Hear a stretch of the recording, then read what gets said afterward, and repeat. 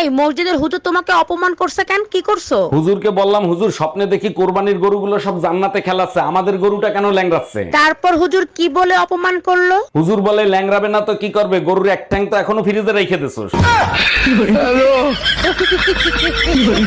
জানো রোমিও ভাই ভাবিরে খালি সন্দেহ করে, আজকে গায়ে হাত তুলছে। কি, ওর এত বড় সাহস ভাবির গায়ে হাত তুলছে? তা ভাবি কিছু বলে নাই? ভাবি বলছে ওরে ছাইরা দিবে, দরকার হইলে শয়তানের সাথে সংসার করবে। জানো, ছোটবেলা বাবা মা আমারেও বলতো আমি নাকি বড় শয়তান।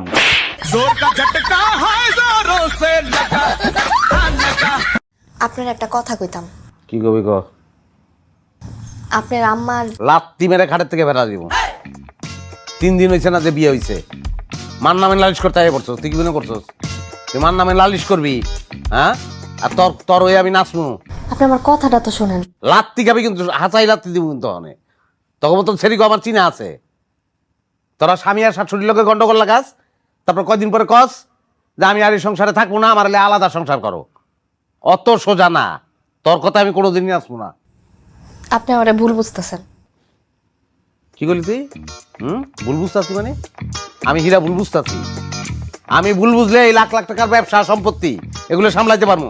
এই শুনছো, সেতু ভাইয়ের বাসায় মনে হয় গ্যাঞ্জাম লাগছে। সেতু ভাই ব্যাংকক যাবে, মনে হয় ভাবি জানিয়ে গেছে। আমি বুঝি না, স্বামীরা এত কষ্ট করে, মাঝে মধ্যে ঘুরতে গেলে সমস্যা কি? তোমার মতো কয়জন হয় বলো? তুমি রেডি হয়ে কোথায় যাচ্ছো? আমার সাথেই তো সেতু ভাই ব্যাংকক যাবে।